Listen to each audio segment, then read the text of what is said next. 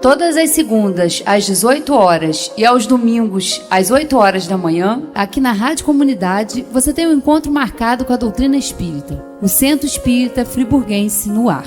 O ensinamento dos espíritos superiores através das palestras realizadas no Centro Espírita Friburguense, trazendo até você a codificação de Allan Kardec. Todas as segundas, às 18 horas e aos domingos, às 8 horas da manhã, o Centro Espírita Friburguense no ar.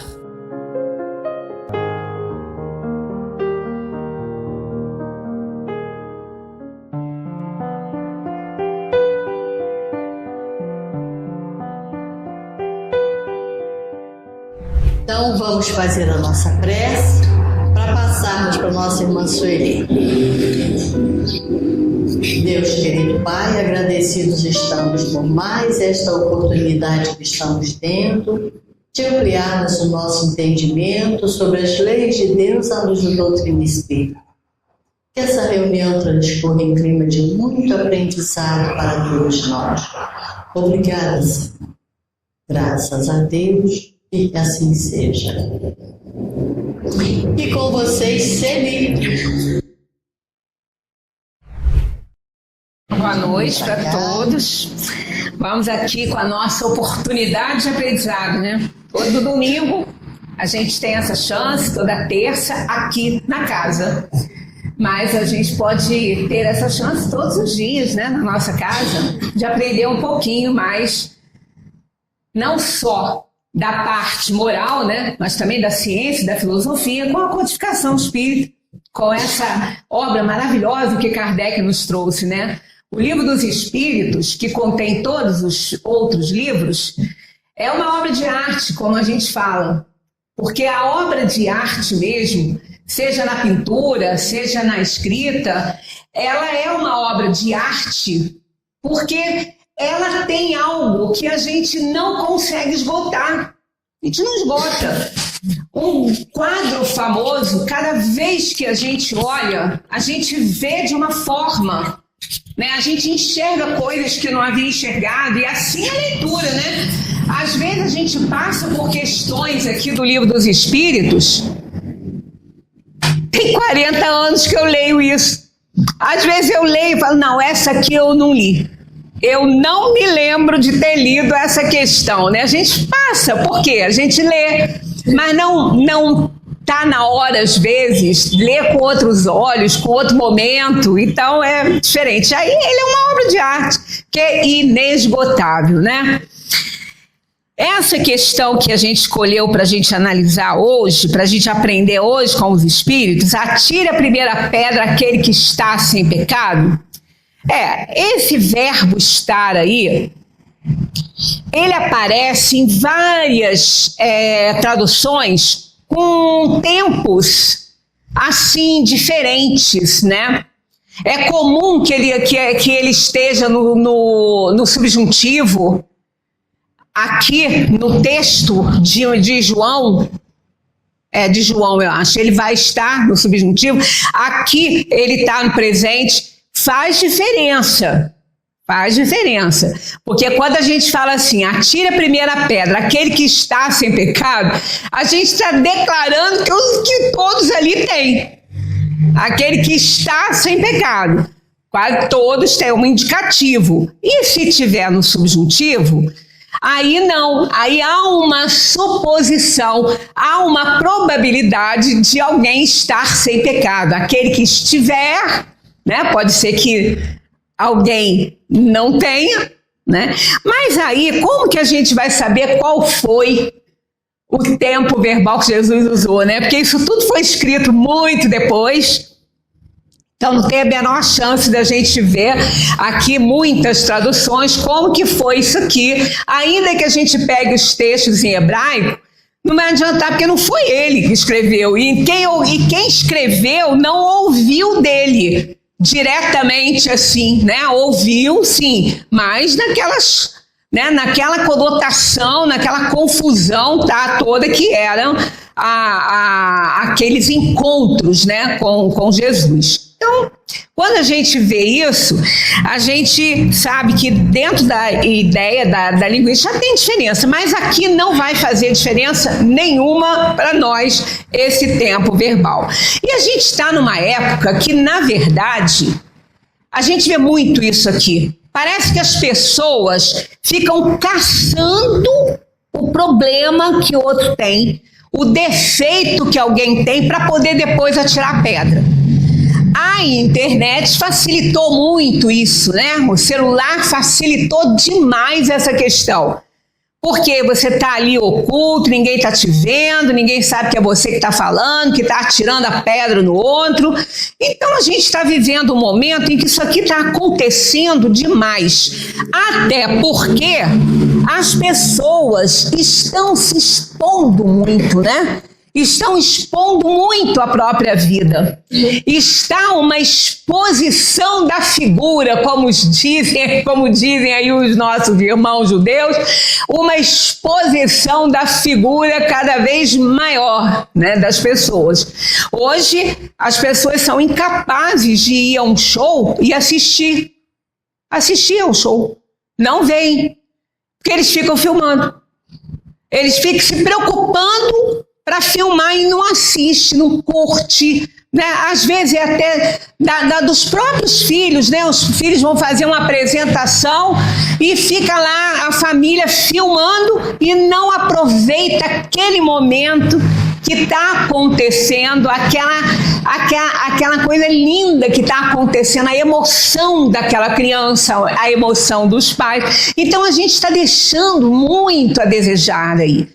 A gente está se deixando muito, a gente está deixando de curtir muitas coisas boas para ficar tomando conta da vida dos outros. Ou então, né, da própria vida, depois para expor numa rede social, que na dúvida, não tenham dúvidas, não vai ser nada ruim. Vocês já viram na rede social, no Instagram de alguém, quantos boletos ele tem para pagar, que o dinheiro não vai dar e que ele vai ter que fazer um cera. Vocês já viram essas divulgações? Não vê. Só vê a família Margarina. Feliz, né? Aquele casamento perfeito, feliz. Na semana seguinte vem o anúncio da separação. Então, a gente está vivendo um momento em que atirar a pedra nos outros está virando moda. Parece que a pessoa fica ali caçando um problema para depois poder, apedrejar a pessoa, né? Criticar o que ela está fazendo. Se for uma viagem, como é que fulano arranja dinheiro para viajar tanto? Gente, é o problema de fulano, né? Trata de conseguir também se você quer, né? Se é esse o seu objetivo. O seu objetivo de viajar também, né? Então hoje isso aí está muito atual. Atirar a primeira pedra está muito atual. Nem a primeira, atirar pedras, né? Várias pedras, né? Não é nem a primeira, a gente já tirou várias. Então vamos ver aqui o texto que deu origem a essa questão aí, né?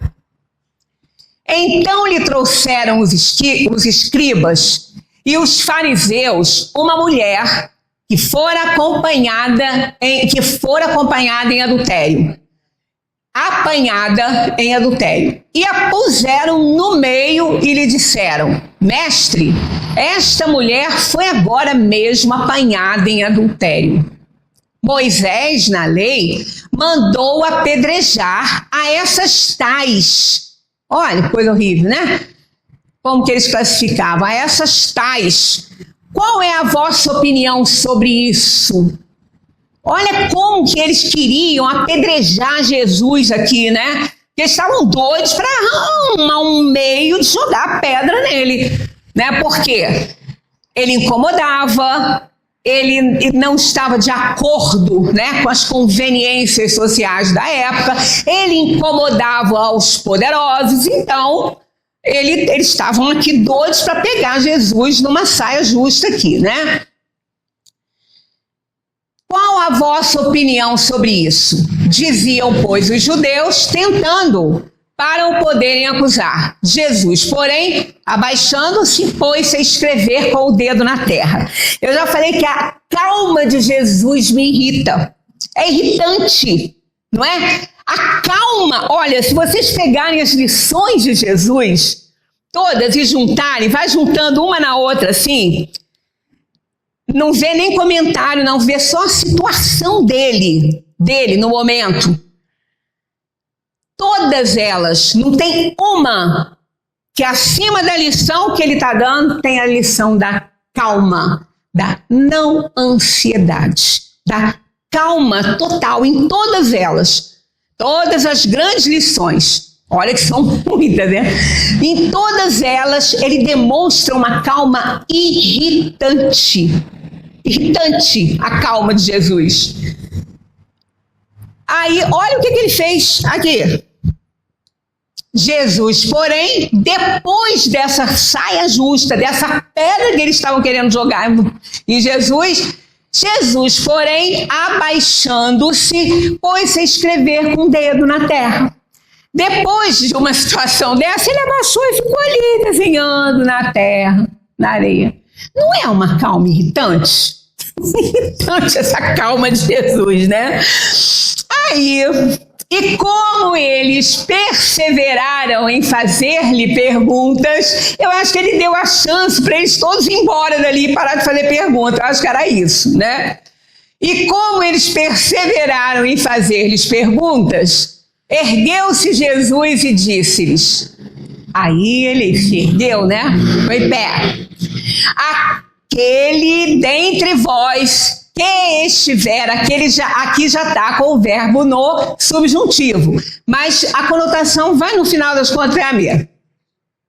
Aquele dentre vós que estiver sem pecado, atire-lhe a primeira pedra. Olha que inteligência, porque se ele falasse que não era para apedrejar, ele ia contra a lei. Ele já era dado como subversivo, já queriam acabar com ele. Ainda mais ele indo contra as leis de Moisés, né, que era a lei que imperava, olho por olho, dente por dente. Aí ele não podia fazer isso, mas também não podia deixar apedrejar, porque se deixasse, se ele concordasse, não seria Jesus, né? Não seria. Então, olha o que ele fala, né? Aquele dentre vós que estiver sem pecado, atire-lhe a primeira pedra. E tornando-se a baixar-se, de novo ele vai para o desenho na terra, né? E tornando a abaixar-se, escrevia na terra. Mas eles, ouvindo-o, foram saindo um a um, sendo os mais velhos os primeiros. Por quê? Os mais velhos viveram mais, devia ter muito mais pecado, né? Do que os mais novos.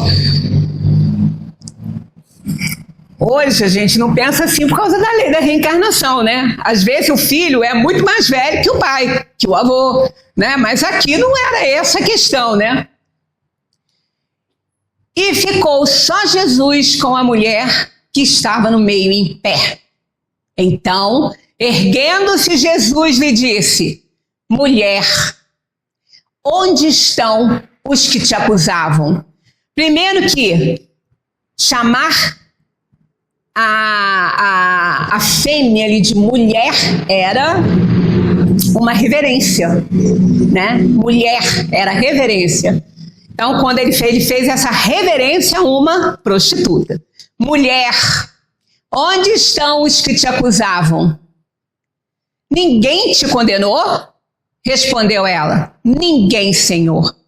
Então Jesus lhe disse: nem eu tampouco te condenarei. Vai e não peques mais. Eu acho que quando ela falou esse ninguém, Senhor, ela devia estar muito assustada, porque ela pensou assim: bom, ele é Jesus, ele não tem pecado, então é atirar a primeira pedra. Quem está sem pecado, ele não tem, então é agora que eu vou levar uma pedrada, né? Pois é, mas ele era Jesus, né? Então ele disse isso: nem eu tampouco te condenarei, vai e não peques mais. É lindo demais essa passagem de Jesus com a mulher adúltera, né? Porque aqui a gente vê que Jesus nos amava incondicionalmente. Era o amor ágape, era o amor divino que ele sentia por nós.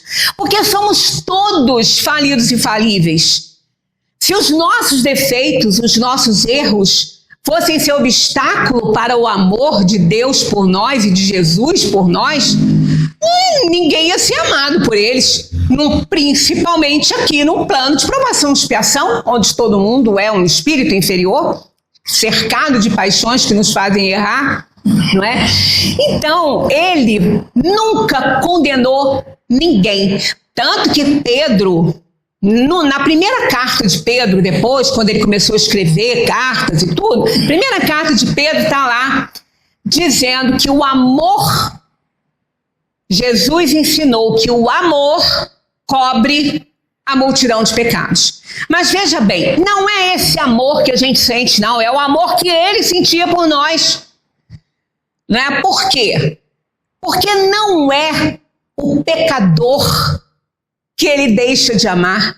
Ele não ama o pecado e não o pecador. Então ele não ama os nossos erros, ele condena os nossos erros, as nossas maldades, as nossas inferioridades. Para ele é condenável, não nós.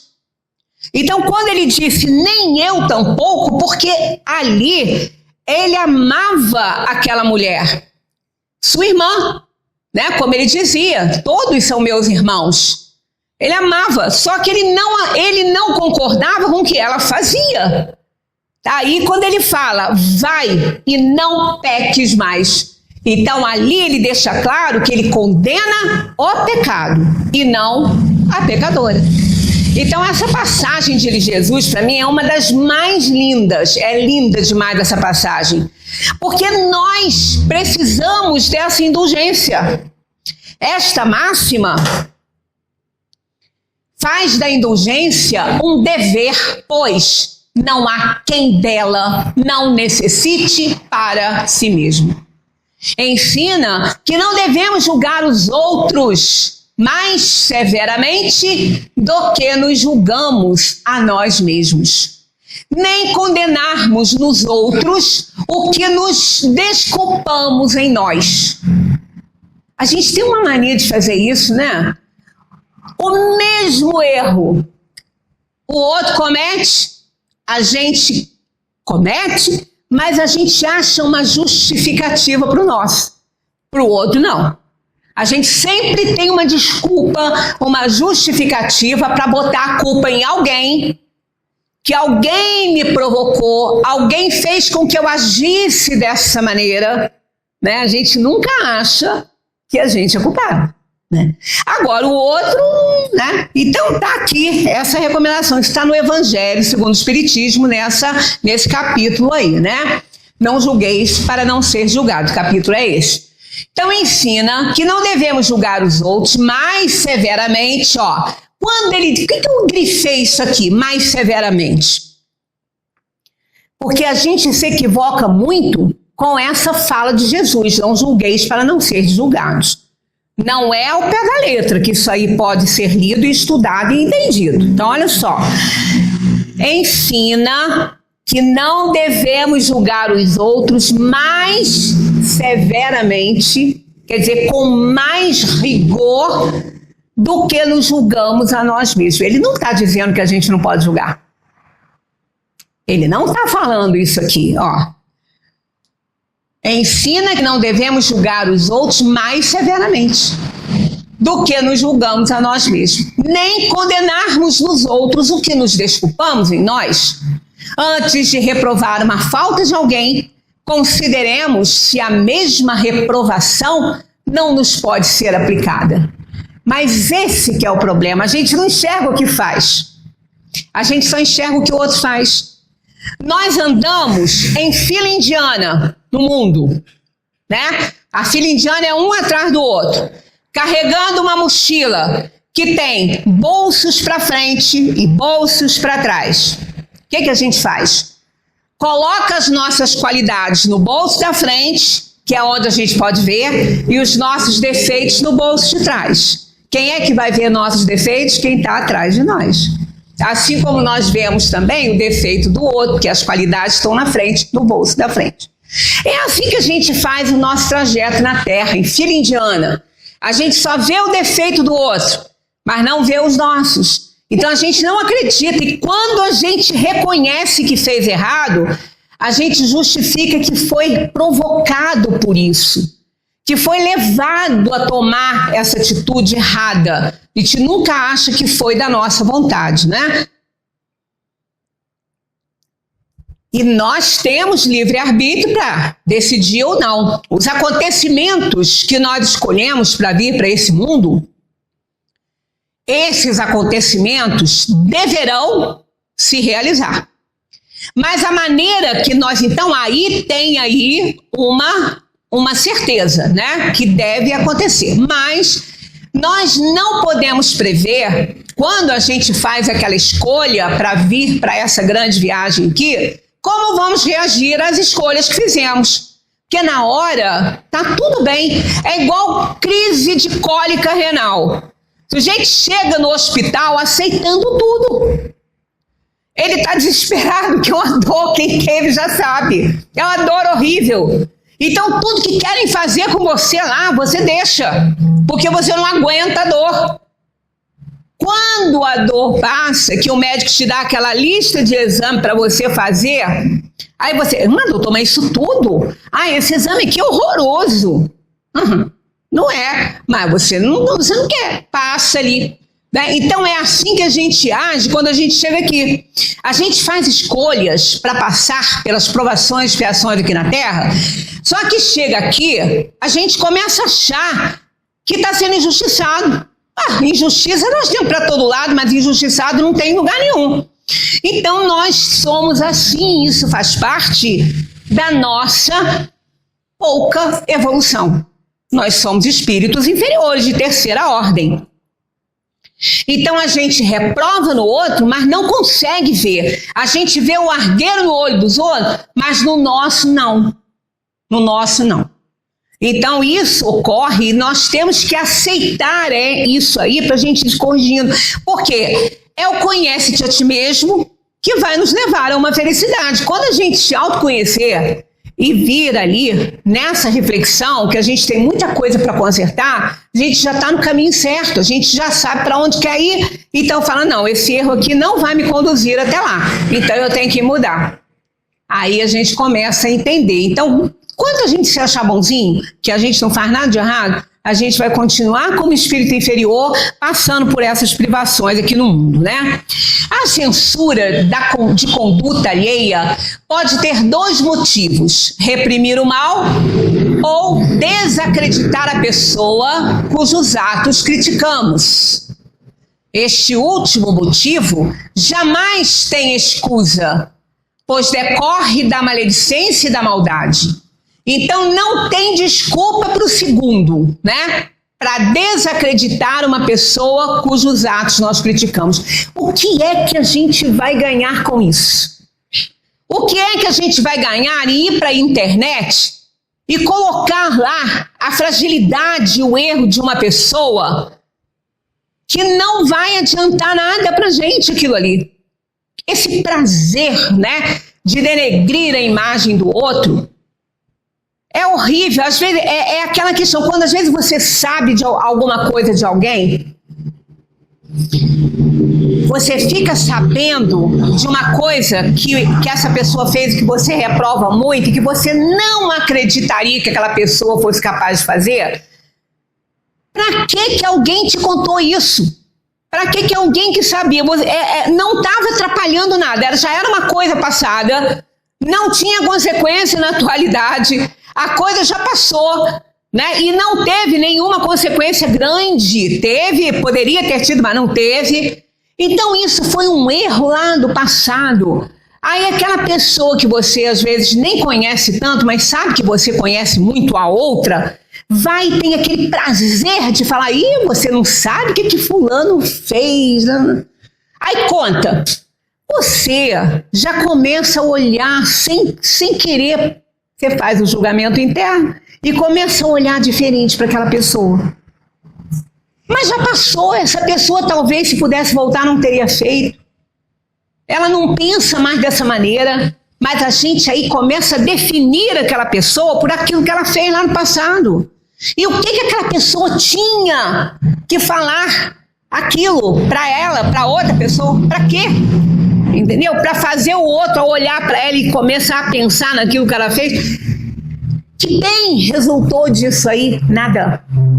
Só pelo prazer de denegrir a imagem de alguém, de manchar, sujar a imagem de alguém. Isso é triste, né? Então esse segundo aí, para desacreditar a pessoa cujos atos criticamos, esse não tem desculpa, não tem como você justificar isso aí. Agora, o primeiro, reprimir o mal, pode ser louvável. E torna-se mesmo, por isso que eu botei em vermelho, torna-se mesmo um dever em certos casos, pois dele pode resultar um bem. E porque sem ele, o mal jamais será reprimido na sociedade. Olha, com essa fala aqui a gente vê que aquele não julgueis para não ser julgados não pode ser tomado ao pé da letra. Porque não há possibilidade da gente não fazer julgamento. Porque o julgamento, ele existe, ele é simultâneo ao ato. Eu vejo a cena, ao estar assistindo a cena, eu já estou fazendo meu julgamento. Não precisa nem terminar, eu já comecei a julgar, porque faz parte do pensamento. Não tem como separar essas coisas. Não tem. Então, por isso é que esse não julgueis para não ser julgados, a gente tem que entender que não pode ser tomado ao pé da letra. Olha o que eles falam aqui. Torna-se mesmo um dever em certos casos, pois dele pode resultar um bem. Então, se aquilo tem uma consequência para a sociedade, o seu julgamento, ele não está errado. Agora, depende de como você faz, e a gente vai ver aqui esses dois tipos de julgamento. Aliás, não deve o homem ajudar o progresso dos seus semelhantes? Então, para a gente ajudar o progresso do semelhante, ajudar o progresso de uma sociedade, a gente tem que ter olhos de ver e ouvidos de ouvir as coisas. Agora, depende de como vai ser a atitude a ser tomada por esse julgamento que aconteceu porque foi assistido ou ouvido. Né? Porque a gente não tem como não ouvir e não ver as coisas. Está acontecendo uma coisa horrorosa ali na rua, se a gente estiver ali na calçada, a gente vai estar vendo.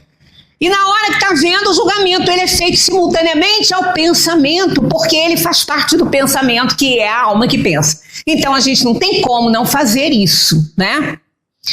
Aqui na 932 tem um reforço aqui de Kardec, né, dos espíritos de Kardec sobre isso, ó. Porque neste mundo os maus exercem geralmente maior influência sobre os bons? Pela fraqueza dos bons. Os maus são intrigantes e audaciosos. Os bons são tímidos. Estes, quando quiserem, assumirão a preponderância. Então, como está falando aqui, como que os bons vão agir se eles não fizerem o julgamento da cena? Então não tem como. Tá vendo? Então não é não julgar, é saber como julgar e o que fazer e os critérios, né? Se é para desacreditar, é nulo. Se é para fazer um bem, aí é outra história. Aqui eu trouxe essa fala de Martin Luther King, que diz: o que me incomoda não é o barulho dos maus, mas o silêncio dos bons. Né? Se os bons recuam, se omitem, o mal vai imperar. O mal vai imperar, porque a audácia está falando aqui, audaciosos, ó. Os maus são intrigantes e audaciosos. Então, eles realmente, se eles não tiverem a oposição aí, o freio aí do bem, das pessoas de bem, aí eles vão tomar conta, né, do pedaço.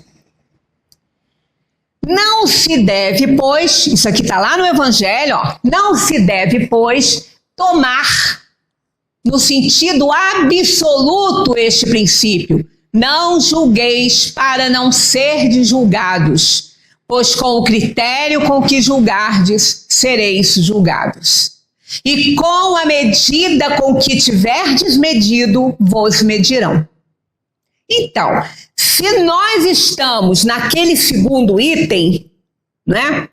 Aí nós vamos sofrer muito com aquele julgamento. Mas se estiver no primeiro, esse daqui, né? Ó, reprimir o mal, não. Por quê? Se estamos fazendo algo que não está certo, que é uma atitude maldosa, então não podemos continuar. E alguém tem que frear essa situação. Agora, se a gente estiver no segundo, a gente vai sofrer muito as críticas que estão nos oferecendo. Então, esse não julgueis para não ser julgados é dependendo do que vamos, não é nem do juízo, tá? Não é nem do juízo, é do que vamos fazer com esse julgamento que a gente fez ao presenciar ou ouvir ou tomar conhecimento de uma cena. Aqui eu trouxe uma historinha que ajuda muito a gente entender essa questão aqui. É daquele grupo de cegos, né? Havia um grupo de cegos. A gente entende nessa história que eles não eram cegos de nascença, não. Eles já enxergaram, conheciam algumas coisas para poder fazer as diferenças e as comparações, mas eles nunca viram um elefante quando eles enxergavam. Então tá aqui, ó. Um grupo de cegos ouviu dizer que um animal estranho chamado elefante havia sido trazido para a cidade. Mas nenhum deles estava ciente de sua configuração e forma. Ninguém conseguia imaginar o que era um elefante, porque o deficiente visual, quando ele nasce com esse problema, ele na atual encarnação, ele não conhece nada, então não adianta explicar para ele como é um copo, como é uma mesa, porque ele não tem noção, ele nunca viu uma mesa, ele nunca viu um copo. Por mais que ele apalpe esse copo, ele não consegue definir com certeza, como se ele estivesse vendo, quando ele nasce. Mas quando ele fica depois, aí ele tem referências, né? Ele tem referências aí no mundo. Esses aqui eu não conhecia, o elefante. Por curiosidade, eles disseram: precisamos inspecionar e conhecê-lo pelo toque, do qual somos capazes. Então, eles o procuraram e, quando o encontraram, tentaram tateá-lo, porque é assim que o deficiente visual enxerga, né? Pelas mãos, através das mãos que ajudam. A sensibilidade da mão é muito grande. No caso da primeira pessoa, cuja mão pousou na tromba, que um elefante... O cego é muito menor, ele ficou em pé ali, cada um foi para um canto do elefante. Aquele, né? No caso, a primeira pessoa cuja mão pousou na tromba disse, no caso da primeira, disse, este ser é como uma cobra grossa. Ele já sabia o que era cobra, né? Para outro cuja mão chegou à orelha, parecia uma espécie de leque. Quando a outra pessoa, cuja mão estava sobre a perna, disse, o elefante é um pilar, como o tronco de árvore. O cego que colocou a mão do lado disse, é uma parede. Outro que sentiu o rabo, descreveu como uma corda. O último sentiu sua presa, afirmando que o elefante é aquilo que é duro, liso e uma lança, como se fosse uma lança, que ele só apalpou a presa do elefante. Então, isso aqui, e eles depois ficaram discutindo, porque cada um achava que tinha razão, que tinha o julgamento certo para como é um elefante. Aí o outro que tinha posto a mão e não era do que ele estava falando, falou que ele estava errado. Então, essa questão de julgamento, acontece isso. Nós sempre achamos que estamos com a razão. Pior ainda, quando a gente toma partido da pessoa. Porque, ó, quem não viu uma cena, quem não assistiu a cena, quem não viu nada, apenas ficou sabendo pela versão de uma das pessoas envolvidas, ela não tem como tomar partido e dizer que aquela pessoa que contou está certa. Ela não viu a cena. Ela está igual esse elefante, esse cego aqui que achou que era uma corda porque estava com a mão no rabo do elefante. Então nós julgamos pelo que a gente consegue perceber ou ver. Então, quando acontece algo, a gente não pode fazer um julgamento certo se nós não estivermos de pleno conhecimento do que aconteceu. Ainda assim, é complicado. Por quê? O que vale é a intenção. E aí a gente não consegue ver nem ouvir a intenção de ninguém. Então, aí a gente entra na questão de como é difícil julgar. Por isso que, como a gente não pode ficar sem julgar, porque a gente faz parte do pensamento, na maioria das vezes nós temos que guardar o julgamento para nós.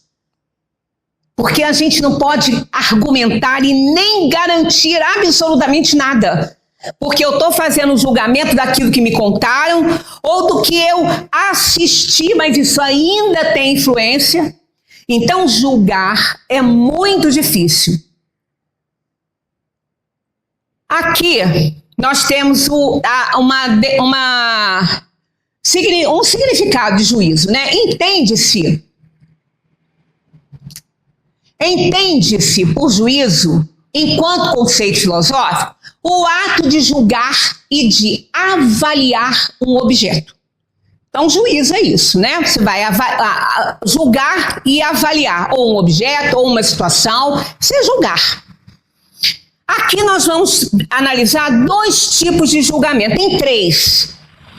Tem o juízo de fato, o juízo de valor e os juízos, no plural, kantianos, de Kant. Nós não vamos fazer isso aqui não é aula de filosofia, eu também não tenho essa capacidade. Mas Kant abordou muito isso na Crítica da Razão Pura. Ele abordou muito essa questão de julgamento. Então ele botou vários juízos ali. Mas não é esse o ponto. Para a gente, só 2 aqui que vão ser de grande valia. Juízo de fato. O que é quando a gente faz um julgamento, fazer um julgamento de fato? Juízo de fato trata da avaliação criada a partir de uma realidade vivida. Refere-se às coisas de modo objetivo.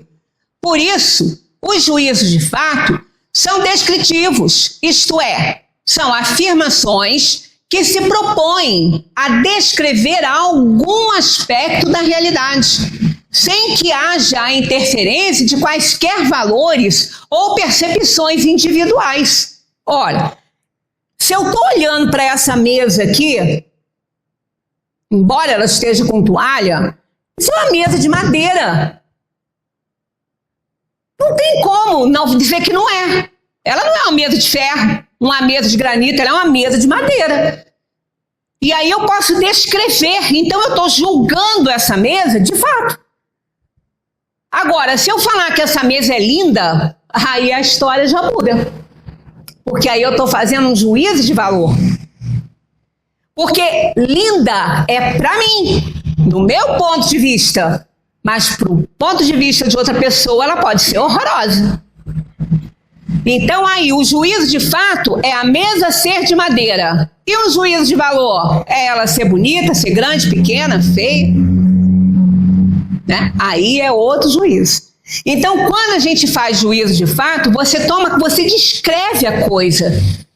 Mas mesmo assim, se for uma cena, você não tem como fazer juízo de fato, porque você não consegue conhecer a intenção da pessoa ao fazer aquela cena. ao tomar aquela atitude. Você não consegue, porque isso você não alcança. Porque não é objetivo, é subjetivo.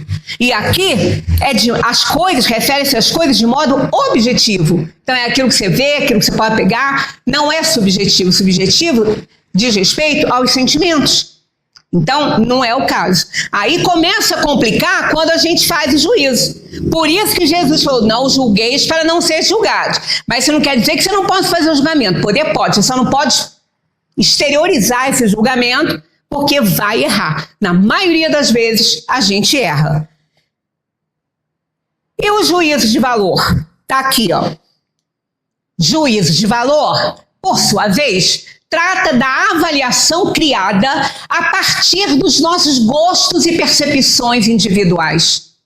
Por isso, pode resultar numa avaliação pejorativa e ter por base fatores culturais, sentimentais e ideológicos. Então, quando a gente faz o julgamento, a gente viu a cena, aí fez o julgamento, gente, não gostei disso aí, não tá legal, não foi bom isso que fulano fez e tal.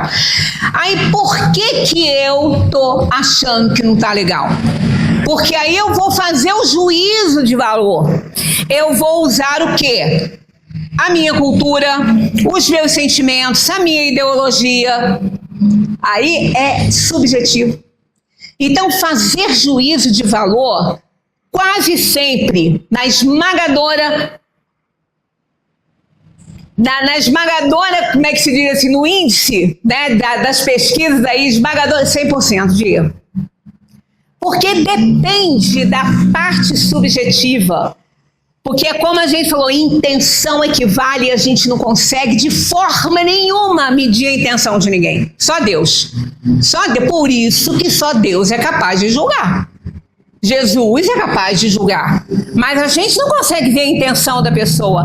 Por mais inferior que seja essa pessoa, por mais mau caráter que ela seja, a gente não pode tomar isso para fazer juízo de valor, porque ela pode, naquela situação, não estar sendo mau caráter.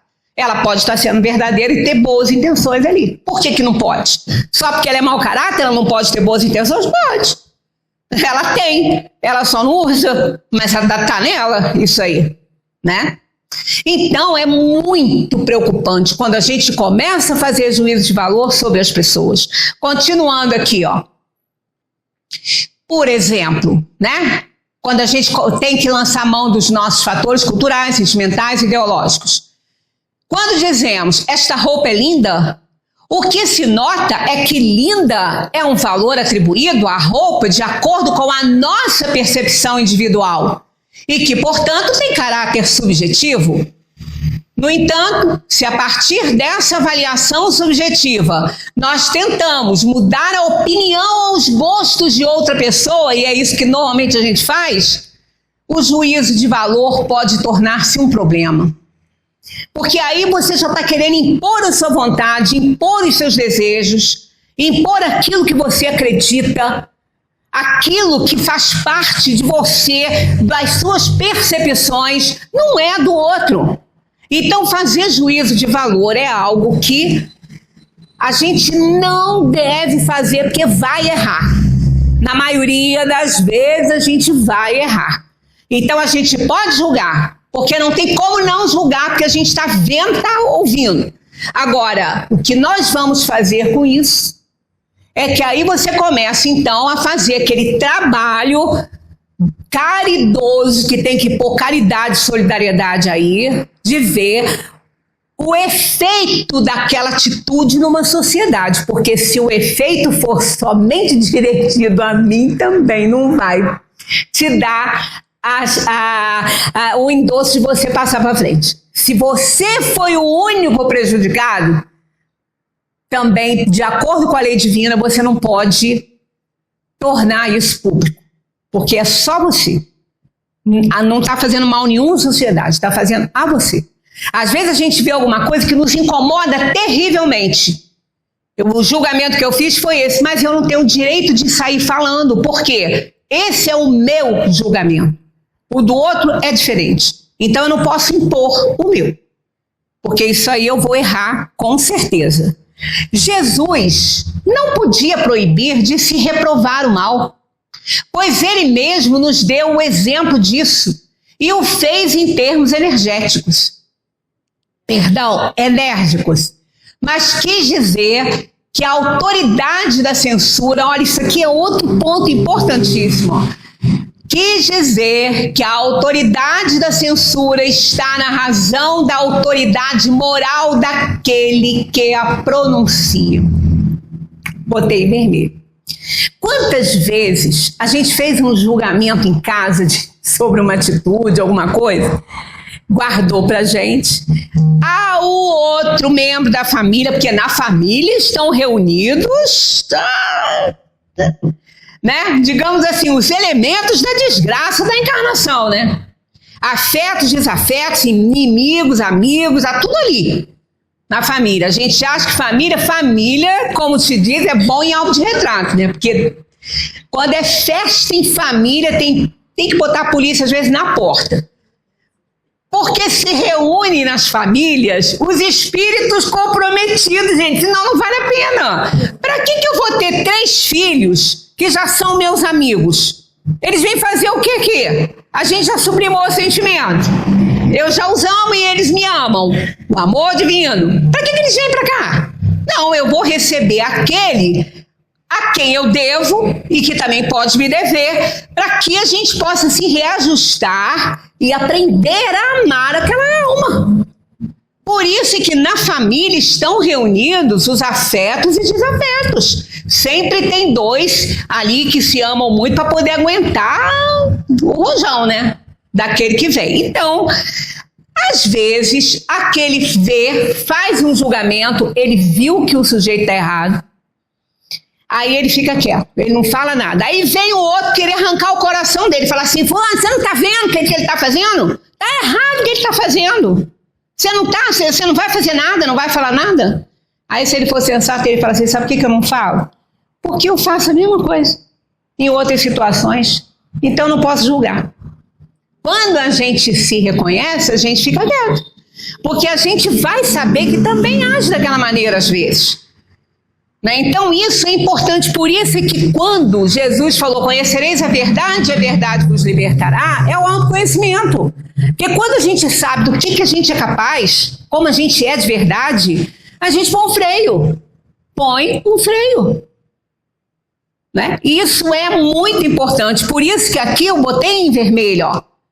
Mas quis dizer que a autoridade da censura está na razão da autoridade moral daquele que a pronuncia. Você pode até criticar no outro aquilo que você não faz. Para ajudá-lo ele a melhorar, você pode dizer, pode fazer a crítica. Se você não faz também. Porque se você faz, aí vai ficar, faz o que eu mando e não faz o que eu faço. O que é isso, né? Faz o que eu mando e não faz o que eu faço? Que autoridade moral essa pessoa tem de proibir a outra pessoa de fazer alguma coisa que ele faz? Né? Não tem. Esse foi um dos grandes problemas do inferno. Grandes problemas da existência do inferno. Como que ia existir inferno e condenação perpétua a um filho dada por Deus? Se ele nos ensina a perdoar, ele não perdoa? Ele coloca lá no inferno, condena o resto da vida. Por isso que esse foi um dos grandes problemas que a igreja enfrentou com a existência do inferno. Porque se Deus perdoa e ensina a perdoar, ele tem que perdoar também. Aí a gente entra na doutrina espírita e vê que o perdão é apenas um detalhe. Você tem que consertar a situação. Aí é outra história, né? Então, tornar-se culpável daquilo que se condena nos outros é abdicar dessa autoridade. E mais ainda, arrogar-se arbitrariamente o direito de repressão.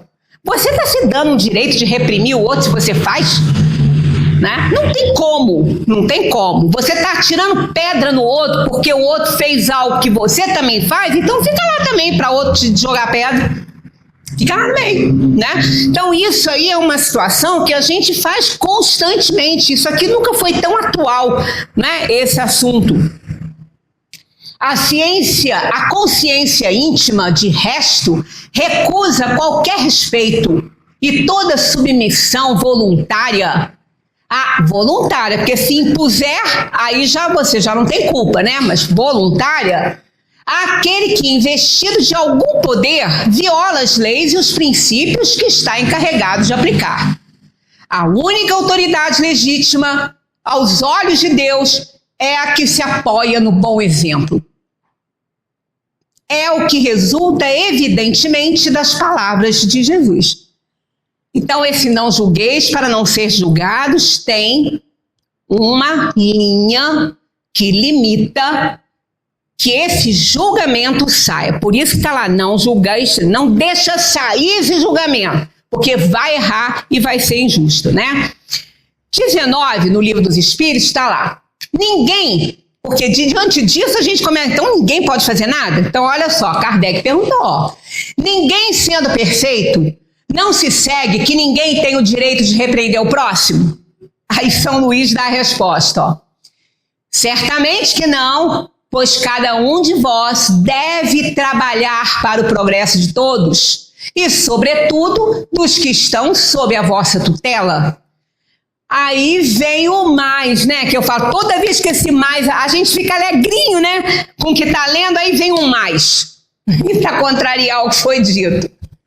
Tá aqui, ó. Mas, quer dizer, embora a gente tenha esse direito, né? Mas isso é também uma razão para o fazerdes com moderação, com uma intenção útil, e não como geralmente se faz pelo prazer de denegrir.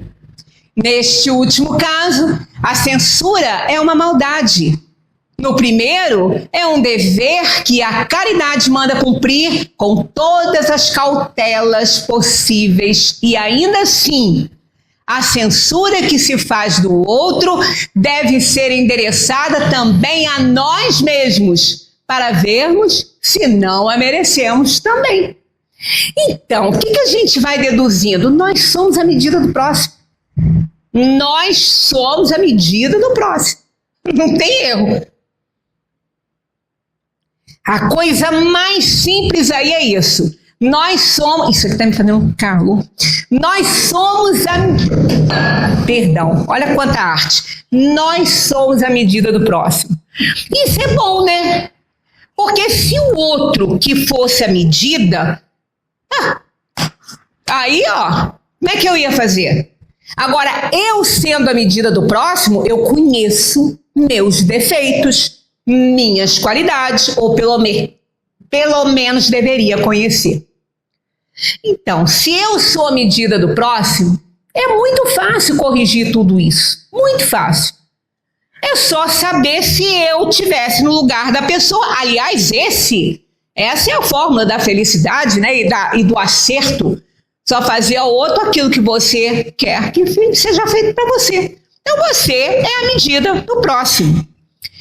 Na 20, Kardec pergunta: será repreensível observar as imperfeições dos outros quando disso não possa resultar nenhum benefício para eles, e mesmo que não as divulguemos?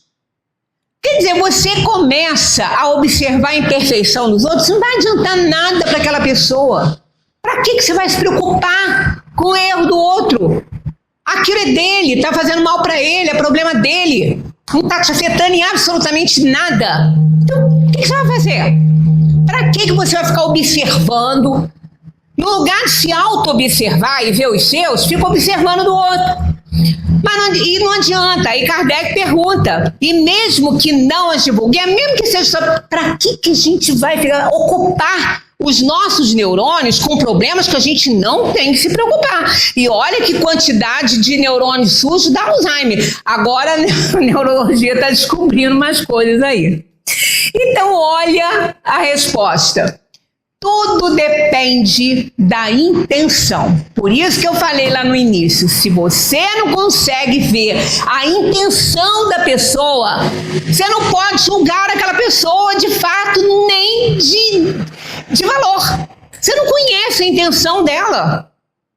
Não conhece. Julgamento de fato não dá para fazer, porque é com descrição lógica e objetiva, como é que você vai julgar uma coisa que é subjetiva num juízo de fato? Não dá para fazer. E de valor, você vai colocar suas percepções, seus conhecimentos, sua cultura ali, o que você pensa a respeito daquilo.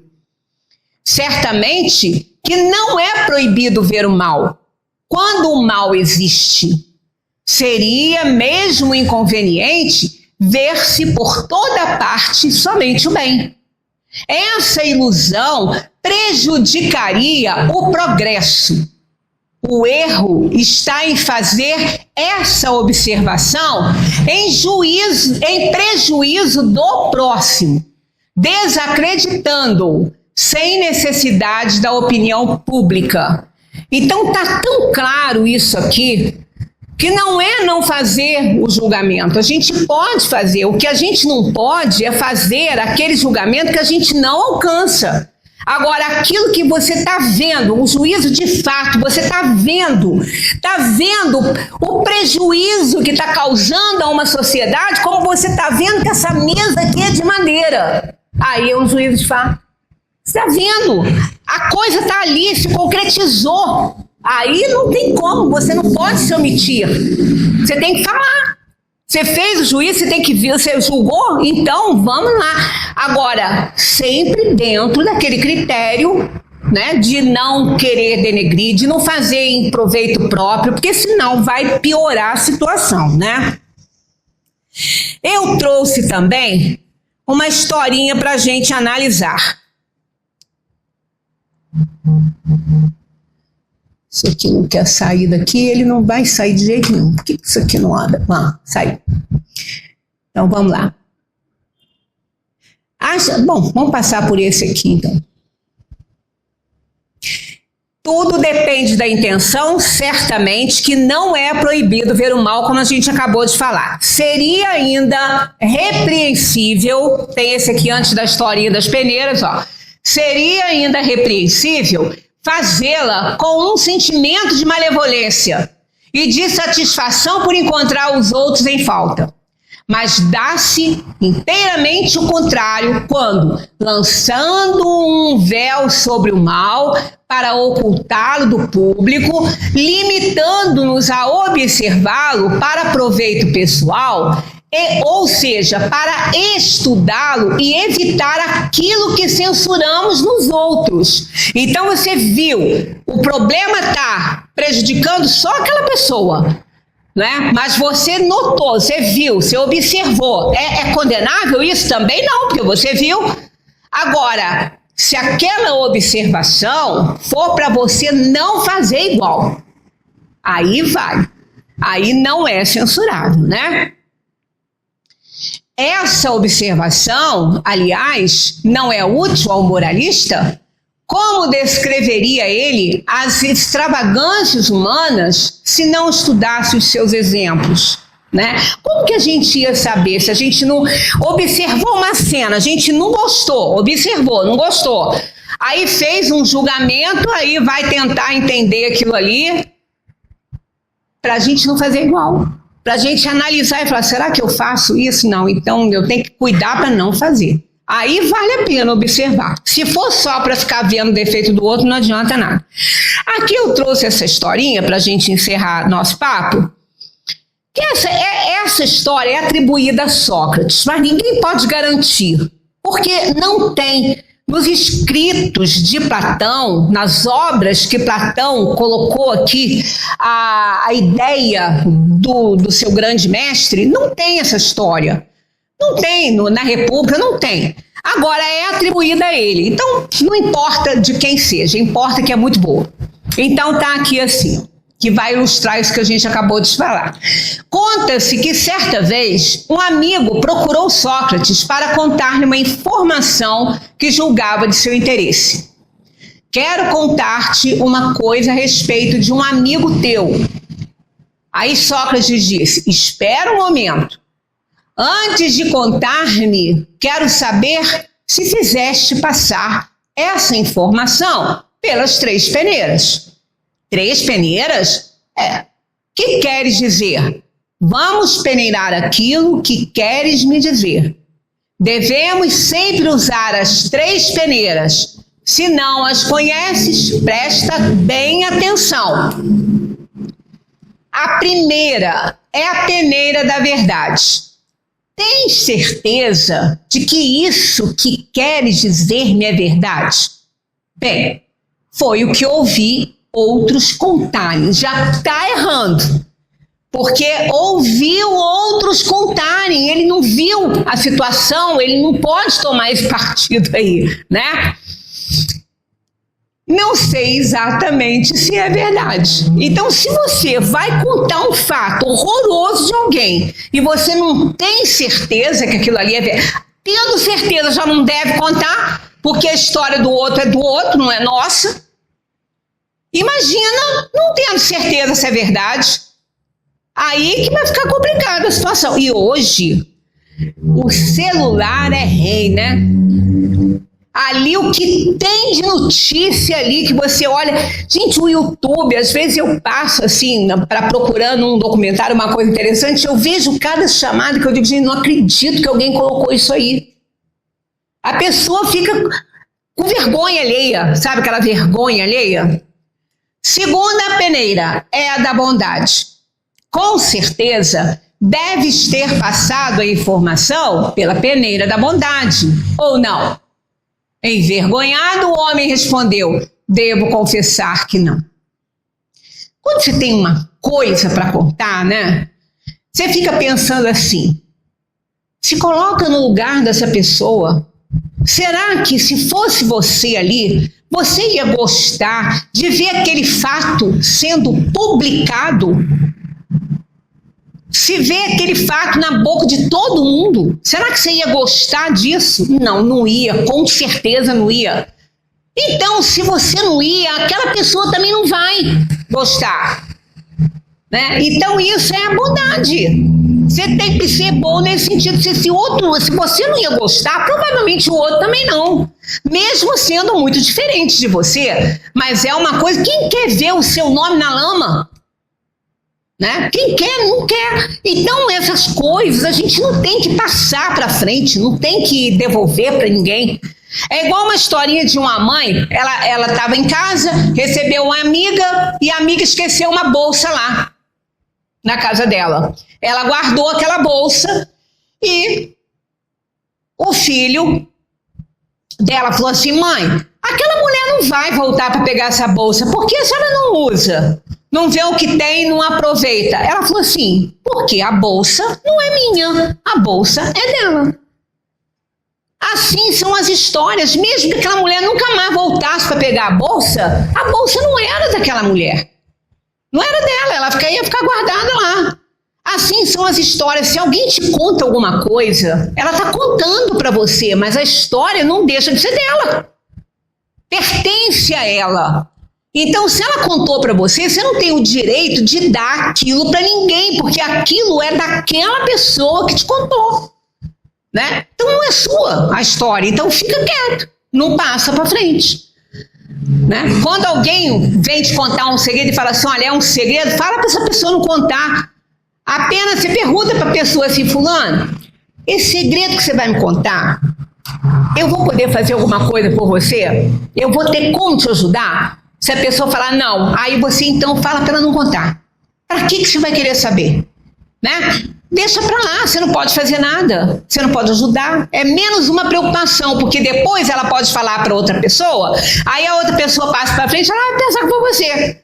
Então é preferível você pedir para ela não contar. Eu já fiz isso com uma pessoa. Terceira peneira é a da necessidade. Pensaste bem se é necessário contar-me esse fato ou mesmo passá-lo adiante?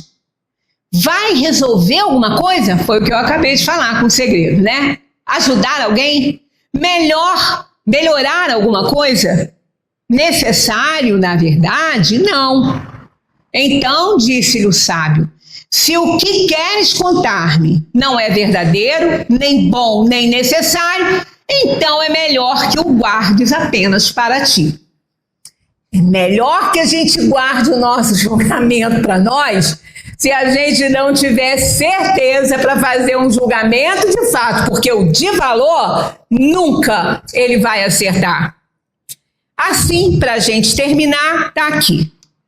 Assim, sempre que surgir um boato por aí, submeta-o ao crivo das 3 peneiras: verdade, bondade, necessidade, antes de obedecer ao impulso de passá-lo adiante. Porque pessoas inteligentes falam sobre ideias, pessoas comuns falam sobre coisas, e pessoas mesquinhas falam sobre pessoas. Então, que a gente tenha isso aí, que é, um tapinha na nossa bochecha, bom, muito bom, né? É aquela vacina que dói, mas que vai evitar que a gente pegue uma doença grave. Muita paz para todos, que a gente tenha entendido essa questão do julgamento e agora guardar para si esses julgamentos que a gente faz, que a gente não tem como não fazer, porque ele faz parte do nosso pensamento. Muita paz para todos. 104,9